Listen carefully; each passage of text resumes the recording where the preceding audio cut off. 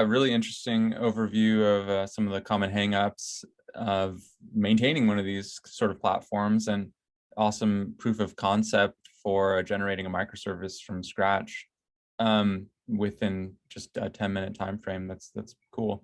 What do you think would be required to get something like that production ready? Because is there anything else you would be needing to consider? Well, if I look at the example I just did, yeah, compared to the real world project that went into production, the only difference is where we added a bit of authorization, so not anybody can call it. And that was pretty much that. I think we did 2 microservices for the customer in 2 hours, and we just put it live. So it was production ready, and the user could have used it immediately and start getting value out of it. Yep. Authentication, though, that's something that is very important for any sort of development scenario. So what do you think is the low-code platform's role in like governing access and kind of maintaining control over this whole new development paradigm? And maybe Dawie, you could start. Okay. Yes. Well, at the end of the day, the low-code tool that you use must allow you to protect your work. I mean, to protect the customer's data, whether it's through OAuth or through bearer tokens or API keys, anything like that. The tool must enable you to do that, and obviously do it easily. It can become extremely complicated, so you don't want to make it that difficult for the user. If the tool is set up, one of the examples that we've built is a complete OAuth 2 environment, which does all the token generation, refresh, etc., etc. So if the tool allows you to do that and it's up to the standard, then the user can just use it without having to worry about it. Right. And Asanka, how are you guys handling that? Yeah, I think the security is a core component, right? Like API integration and security, those are the 2 technology pillars that you need to have when you're building any solution. So even we have focused heavily on the security side. So there's like inbuilt security coming from the system level into application level. And then we are in the process of extending the security capabilities by merging CIAM, or Customer Identity and Access Management solution with the low-code platform, so that way that application developers can leverage some of these capabilities. And I think it's a really good thing, because if you look at the current organizational architecture, the security operates in a silo, and it is a center of excellence team. Even the companies are moving with agility. So bringing this security, standardizing it for the organization and embedded it with the low-code platforms will help the developers to build solutions that will compatible with the security standards. Otherwise, what will happen that developers will build the applications, and when you try to push into production, then security team will say, okay, this is not compatible. So I think it's a key element. That's why we are also trying to democratize the security part to the development as well. Yeah, it seems like access control, identity management, that could be like its own microservice that's utilized within these platforms if it's produced correctly. That's something we'll be covering at our next live cast. Actually, I'm excited to dig into. But yeah, I like how both of you kind of explained the power of integration and the need for extensibility.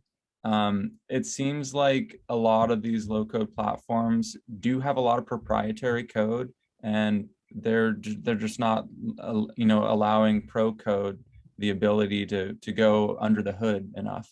So I guess that's my question. How important is it to like go under the hood with the low-code platforms? Asanka, So I can jump in, yeah. Dave, if it's okay. So we are coming from open source roots. So everything we do is open source. And the architecture of these products done by having a number of extension points.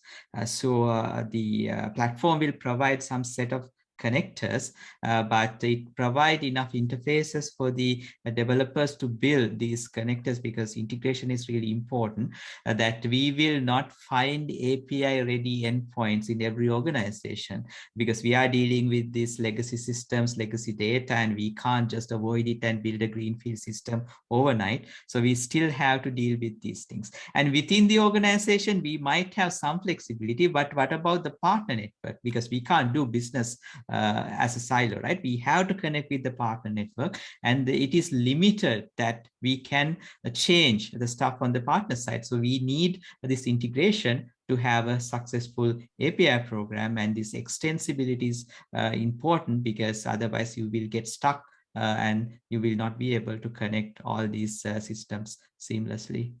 Yeah. Do you think it's viable though, like letting non-professional developers like create integrations? Is that something that these platforms are enabling, or is that kind of more on the ad hoc side of the low code platform maintainer to, you know, produce these integrations that then they work with within the platform? So I think that's where this bridging will come in handy, because in some integration you might need help from a pro code developer, because some of this integration might be complicated, and in some cases you might have to do some security bridging. So I think the combination will work, like letting it to handle by a certain group might be an issue, but some integration, like Salesforce to Google, that type of integrations a citizen developer or ad hoc developer can easily do, but some you might need pro developer guidance heavily. Yeah, right. Yeah, I'd like to talk about that handoff a little more, but Dawie, do you have any thoughts? Yeah, just two comments. So firstly, sitting through Asanka's presentation, I was actually so glad that he's confirming what we were experiencing as well in the market. When we originally started marketing our tool, we were focusing on, non-developers, people fresh into the game, not with no previous experience, and we found that it's actually not the correct target market for our tools. We basically switched gears and started marketing directly to developers, people with experience with coding, and we find that they pick it up so much quicker, they understand it better, and they implement it much better. So that's the first thing. The second thing was, sorry, what was the second question you asked, Asanka? About how, like, non-professional developers, do you foresee them actually like making integrations and making that from scratch? Yeah. Okay. Yes. So having said that, we've changed our target markets during the time that we were pushing our products towards the non-developers.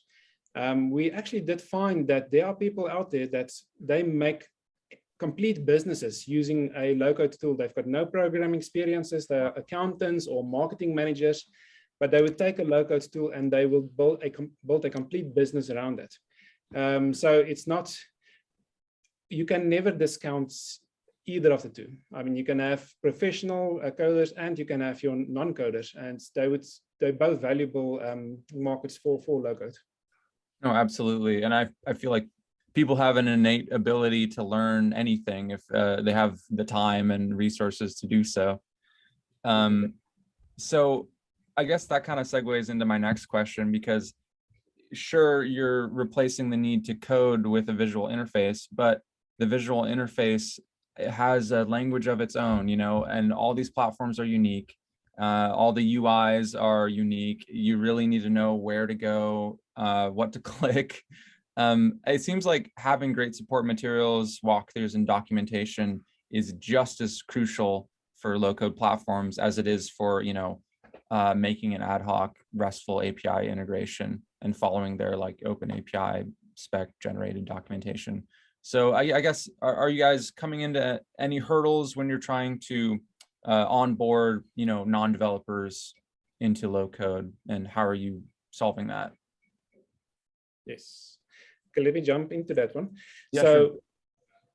definitely, like you're saying, the documentation is critical. We found that when you're looking at your non-developers, they would expect that every single possibility would be documented somewhere, which obviously with a development tool, that's impossible because you can develop pretty much anything. So on the other hand, our more experienced developers, they used to pretty good documentation. I mean, you've got Visual Studio with its documentation at Microsoft, you've got Eclipse. So they used to having good documentation available to solve an issue. So if you want to go into that market, you need to provide the same as well. What we found is, and what we've been busy with for quite a while now is, the more examples you can provide, the better. So show them how to do something, either if it's in a video or if it's a GitHub example that they can download and do themselves. The more examples they can use, the better. I would like to add a little bit there, Bill, because you brought the language nature here. So motivation for us to even introduce a new language called Ballerina is mainly because of this, because we identify the existing languages, they don't have proper support for both sides, the graphical side and the textual side. So Ballerina is designed for that. And that's how we can have this parity of graphical and textual, and can address both ad hoc and citizen ad hoc and professional developers. And I think having an open language also helpful, because if the language is proprietary, then the user will lock into that particular vendor, right? In the approach that we took, you can just write Ballerina code, bring it to the low-code platform, or you can start using from the low-code platform, create these code snippets, and then move to your own editor as well. So all these things that developers like to do is supporting, and that's why that we did both as a introduction to the industry. Yeah, that's right. I think you both mentioned, the importance of enabling developers with the tools that they're comfortable with, like enabling those kind of day-to-day operations, and it has to have some synergy with these new platforms. But you also want to support some sort of handoff, I assume, between like pro devs and non-devs if they are working together in the same organization. So how do you guys see that handoff functioning in organizations that you've witnessed or worked with? I'm curious. Should I jump in? Yeah. So I think that handoff happens in many ways. Even for a pro code developer, there are boring tasks in development, right? Personally, I don't like to deal much with the data side of the story. I hate doing this manual data mapping. So if there's a tool to do that, then I am productive. So pro code developers can use tools to do certain things like that. And then again, like if the code and the graphical thing are kind of working at the simultaneously, then they can do pair programming, right? The citizen developer can create a prototype and then take it to the pro code developer, or citizen developer can start working on this and then get the pro code developers help. So the problem in the current organization is these two silos, and those are not connected and not a single code base. And I think in a way we are building these shadow IT applications in most of the low-code platforms, because even those code is not committed to the code base. Those are handled in a separate isolated environment. So those are the problems that I see, and that is not that is why there's no a proper synergy in between these two groups. Right. Yeah. So yeah, the same thing. What we've been experiencing is there's so many different ways that you could connect it to. I mean, obviously an API is in an ideal world, you would always have an API contract that the two can connect to. The coder can code to it, and then also the low coder can connect to it. But there are plenty of other ways. One of the examples is at some of our clients, we've got a little, we call it a C# plugin in the low-code tool. So you can actually put your code into the low-code tool, and it will run it from there as well. So the programmer can do their programming inside the tool as well. So yeah, it will always depend on what the specific environment and the requirements are. Right. Yeah, that makes sense. All these tools are really promoting creativity. So it's like that can be adopted in numerous ways, I would assume. We got a question in asking, are these platforms anyhow supporting API first or API design first in parentheses? And I think this could be interpreted in a couple ways, right? Does the platform itself, is that built around API first kind of development strategies, or also the applications that are generated with the platform, are those designed to be API first too? So how are both of your platforms approaching this, and what do you think is the ideal way here? Dawie, yeah, I guess you could start. Okay. Yeah, from our side, I mean, again, it's going to depend on what you want to do, but definitely, if you want to start on the API, you can do import your definition and you can go for it. You can build your whole system around that. And then again, other way around, you can build your whole system and then only get the API in and just make your connections. So it all depends at the end of the day what you want to achieve and how you want to achieve it. But definitely, I have found that if the API is available, that's the direction to go. Yeah. It seems like specification first design is also helpful there too, right? Like utilizing the latest open API spec. Yes, no, definitely. Yeah, Asanka, any thoughts there? Yeah, so actually we are supporting both, like the entire platform developed on top of APIs that we call them as a system APIs.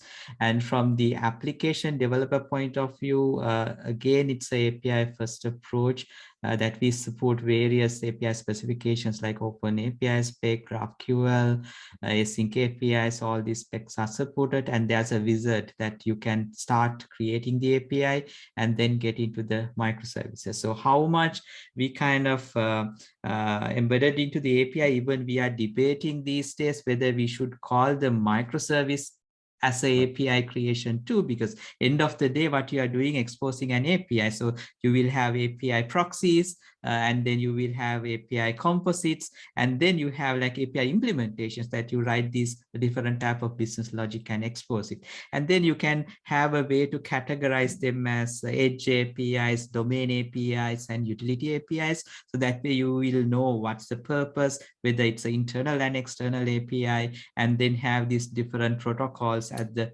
top as well. So that way same logic can expose in many ways as a request response or event driven or streaming API to the application developer. So I think the whole purpose of the API design is how much we can make the application developers' life easy. So if we can do that, then they will quickly build these applications and deliver the experience to the end users, right? So that's the motivation and answer. If I reiterate, yes, it's a completely API first approach in the platform implementation and the user point of view as well.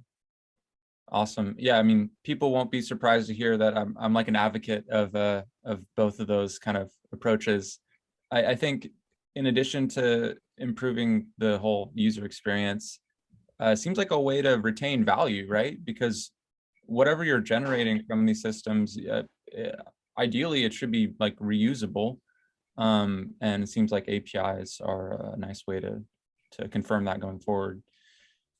Kind of looking to the future, where do you guys see low-code platforms progressing? There's so many new styles of development, new languages. I mean, just in the API economy alone, Asanka mentioned some of the new progressions going on with like streaming and event-driven services. So yeah, I guess where do you see low-code platforms heading in the near future? Maybe Dawie, you can start this one off. Yeah, in the industries that we've been working in, what we're finding is that, let's say 10, 15, 20 years ago, you had IT, which was programmers, and you had business.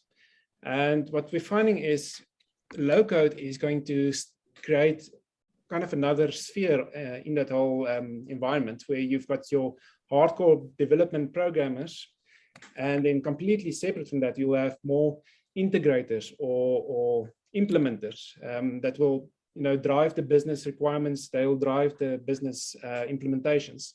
So definitely going forward, I just see low code getting more and more entrenched into businesses and in the industry as a whole. What kind of term do you like for these sort of folks? I've seen so many different things used, citizen developers, knowledge workers, business units. How do you typically describe them?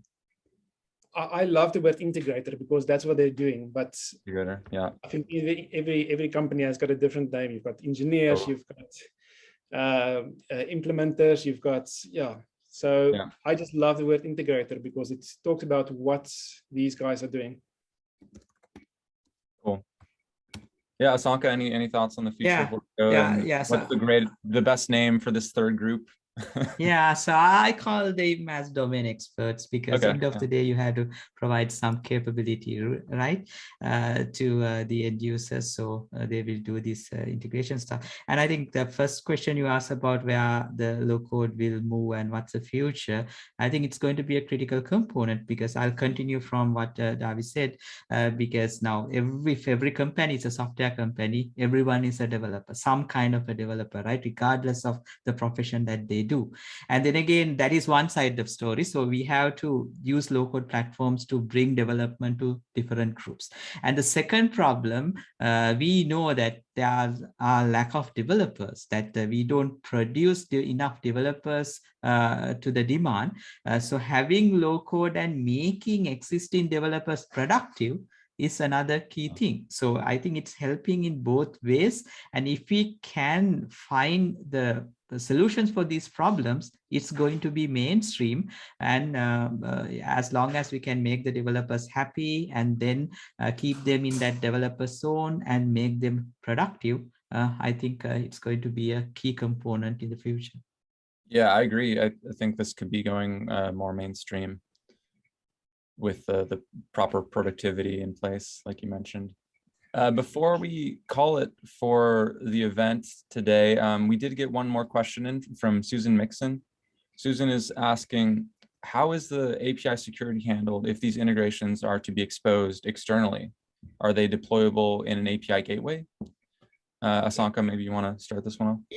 Yeah, so I think that's a correct pattern, that you call it as the API facade, that you create the integration and then expose the capability as an API, and categorizing it as internal and external API will help you to have more security.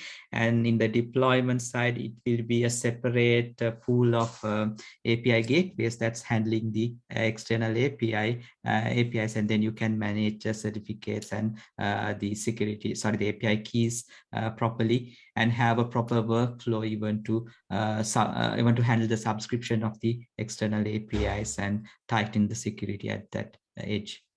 Right. Okay. Yeah, Dawie, how are you guys handling it? Right. Yeah. So from our tools point of view, so I can't speak about all tools, but in our sense, we do allow the implementer or the user to select what kind of security they want to use, whether it's an API key or bearer token or OAuth, or can't remember all of them now, but you basically select from a drop down what do you want to use, and then depending on that, the user or the consumer of the API needs to provide the correct authentication keys, etc. And then talking about the API gateways, so yes, definitely, when you've created or built your API, then you can also run it through a gateway. For instance, on our cloud service, we are using, I think, the Kong gateway, which obviously it helps us with load balancing, etc., etc. So yes, you can set it, you can put it behind the gateway to be managed. Gotcha. Yeah, it seems like that's pretty paramount for security right now. Of course, there's so much more regarding security, and sometimes gateways are inefficient to spot, bad actors that are authenticated. I think that's for a different live cast though. Okay, Asanka, Daniel's putting you on the spot here. Is a new language like Ballerina really needed? I bet you get this kind of question pretty often. So my answer is yes, because one reason is what I explained about the graphical and textual parity from the low code side. Okay, that is one.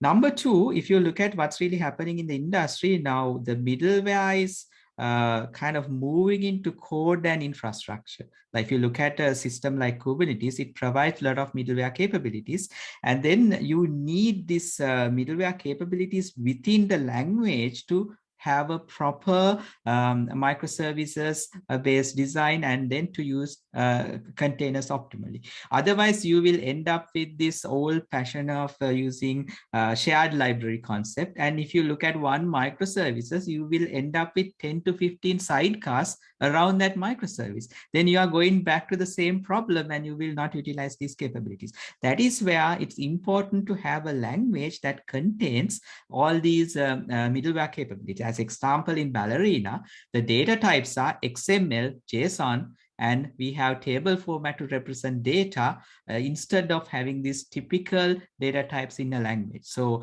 it is kind of built to handle those middleware capabilities. And that's why it will be really important for a developer who is working on these distributed systems and planning to utilize microservices and cloud native architecture styles. It also, you were saying it supports that bidirectional capability pretty well, right? Exactly. Yeah, that's interesting. Yeah, it's one approach. I haven't seen all low-code platforms adopting it, but that's interesting. Let's see. Lol is asking, how do we solve connection issues to legacy apps? Do we have to buy connectors or adapters? Asanka, you want to have any thoughts on that? Yeah, so in our platform, the connectors are coming with the platform itself, and then you can contribute these connectors as well. I know it's kind of a business in like one decade before, because the people used to sell connectors. But then again, we are in this ecosystem of different businesses, right? You can't sell connectors anymore, and every platform provide an API. So it's basically have simplified that API and providing connectivity. So that is how we handle it in our platform. I like your point. The days of buying connectors, it seems antiquated. I mean, if the API is a product though, and it's selling the data, it's selling the functionality, I think that's different. But if we're just connecting like business processing applications that you already have free access to, through a subscription or through like a free capability, then it doesn't seem like that's really being charged as much these days. Yeah, I don't know. Because to access the X system, you already have a subscription, right? So you have paid to that particular SaaS provider. So why you should pay more? Exactly. Yeah. Like what you see on the web interface should be accessible by an API anyways, in my opinion. Dawie, any thoughts there? Yeah, it's pretty much the same. The connectors and the plugins, they're already part of the solution, so they're in the system. And also, I mean, it's going to depend on how legacy are we talking about. For instance, one of our solutions are connecting to a DB2 database, so it's all already part of the system. If the legacy app allows some kind of data outputs, then you should be able to connect to it. Yeah, I mean, that's a good point. It depends on how legacy we're going, because something custom might need to be constructed if we're going like mainframe and whatnot. Yeah. All right, guys, I think we've gone a little over time. We've covered a lot of ground in this event. Really appreciate you contending with all these questions. Yeah, great discussion. I think this is a fascinating place to be in, a good space to be in, and we'll be following the low-code platform trends through the blog and other resources. So